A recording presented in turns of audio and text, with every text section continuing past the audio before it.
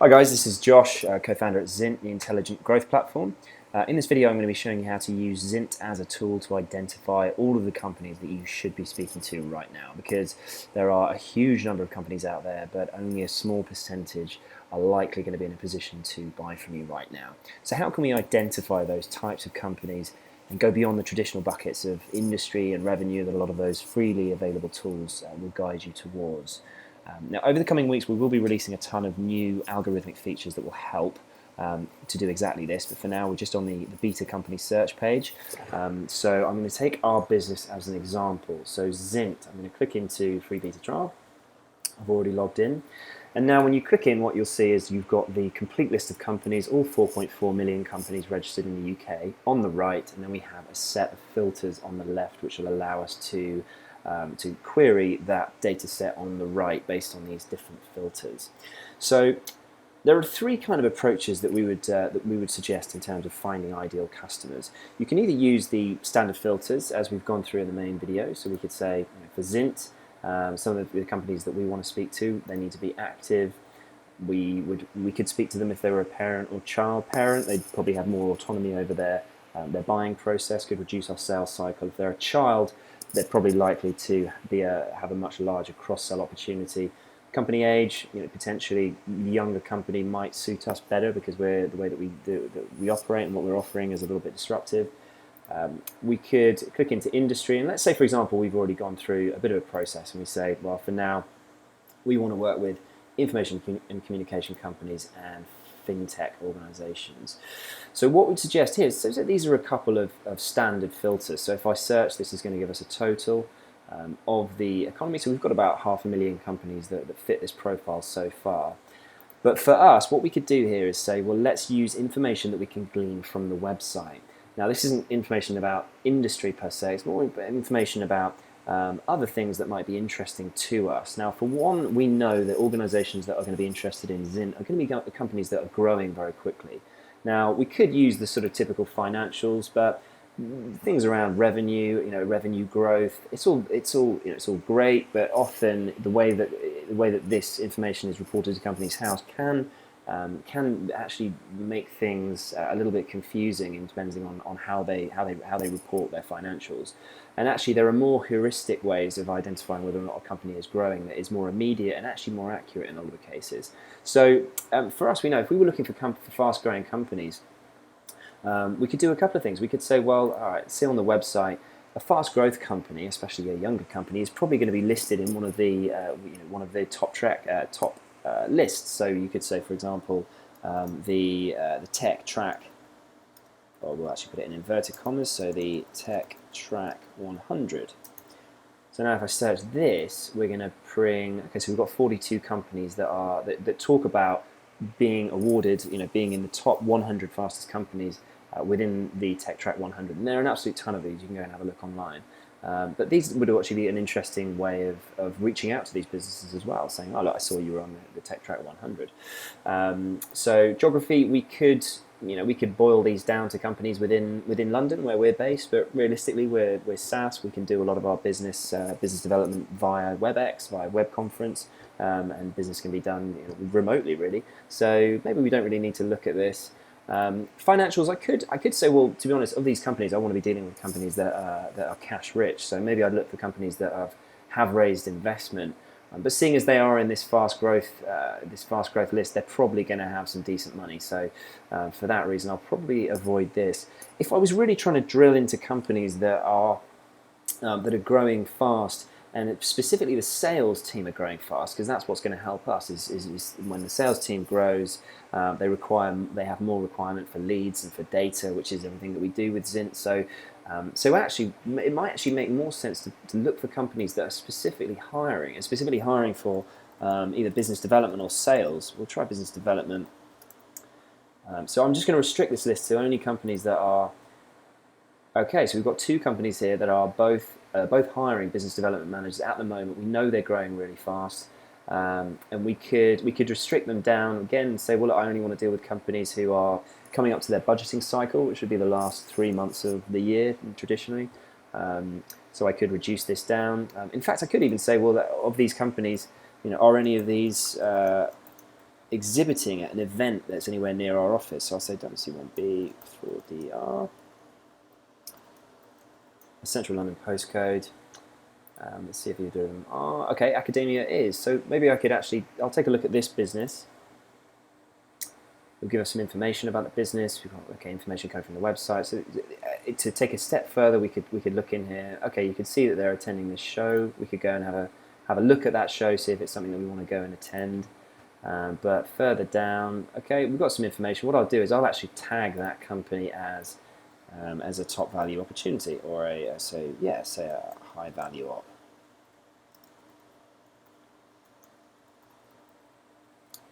I could spell opportunity. There we go. So we're going to create that tag, and I'm going to tag high value opportunity. That company is now tagged as that. And once it's tagged, I can then go back and search specifically for that company as a tag. Or in fact, what I could do is I could make sure that the next time I search, I could remove any companies that I've already tagged as a high value opportunity, which means that then we wouldn't actually be looking at this company again until it comes to actually going in and doing some proper qualification.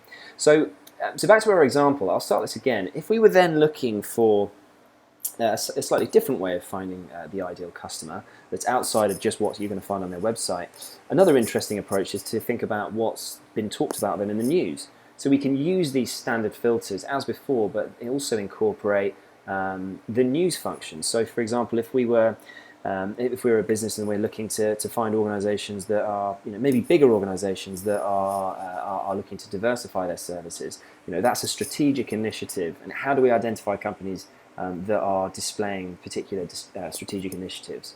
Well, there's a few ways that we could do it. I mean, say for example, we've already looked at one, accelerating growth. That's a huge strategic initiative. There might be other ones. Companies might want to be reducing their cost. Other ones, as we said, they might want to be diversifying. So for that reason, there's a couple of ways that we could do it. Either we could look at the news, and we could say, right, has any companies have talked about, say, yes, they talked about diversify. Let's search for that. So the 166 companies that have talked about diversify. So we'll use the same standard filters to reduce that list down. Let's say that we've had some good traction with information and communication and financial and insurance.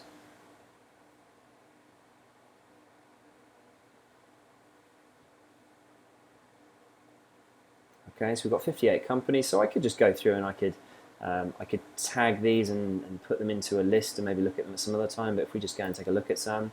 So this is obviously all companies that have talked about this word diversify in the latest news. So you can see here, ServiceNow goes for more now, a little bit less service. It's a recent news article. If I click into it, I can read it. If I control, so I can look for diversify. Here we go. So there's diversify, and we can see that the CEO was hired in part to accelerate the diversification of the business. So straight away, we've got a really potentially a really high opportunity, top opportunity for us to approach there. So I could tag that and go after that. So that's one interesting way, looking at using news to do that. The other interesting way, if we were looking specifically for strategic initiatives, would be to go into, if I start this again, is actually to identify the types of strategic initiatives that they might be talking about specifically in the accounts that they've submitted to Companies House. So we can actually do that under the financials, and typically the financials are submitted as PDFs, so you can't really search them, but we've built a search engine to be able to penetrate that and allow you to search for any kind of specific term that you'd want within their company accounts. So say for example, we were just looking for companies again that could be in that same sector. We could say in IT and in financial. We could go down to the company account search and say that we were looking for. Again, we could look for companies that are looking to diversify. And let's see how many companies that have actually talked about diversifying. So 682 companies within those two categories have talked about diversify in their accounts. And you could actually put anything in here. I mean, if you're, say if you're an example, you're a foreign exchange company, you could put in, which of these companies talk about a foreign exchange loss. So they'd be looking to improve the margins on any kind of foreign exchange transactions. Let's see if we've got any of those. So look, we've got over 1,000 companies that have talked specifically about foreign exchange loss. So if I go into one of these businesses, I can click into it, I can go down to the financials, I can click this button here, search company accounts, and if I type in the same term, foreign exchange loss, put that in commas, it will now take us there to the directly to that page within the financial accounts. I can click into it, and then we can see that this business has somewhere in there. There we go, foreign exchange loss, and it will give you the figure. So we know instantly that's this company is showing the types of signals that means that they could want to buy from us pretty soon. So that's one way that you can do it, by using the company accounts. You can also use the type of news searches for looking for very specific terms. So for example, our partner business is a company called Quilled. We enable companies to send out handwritten letters at scale as easily as sending an email. Now that's quite useful for businesses that are growing and that are looking to introduce their services to quite difficult to reach people, CEOs, MDs, FDs. So how could we find organisations that might be interested in handwritten? Well, we could find them through all of these parameters, but seeing as it's pretty industry agnostic, we could actually look under news and maybe look for, have any companies even talked about handwritten? Could we then go in and maybe become a substitute for their internal staff having to do all the handwritten? So you can see, for example, we've got a few companies here that have been talking about it. So if we click into Handpicked Hotels, we can see it's a relatively big business, 61 million in revenue. We can go and take a look at the website itself, but let's look at the actual. So they obviously relaunched their brand identity. So if I'm going to take a look at it, it's this search for hand.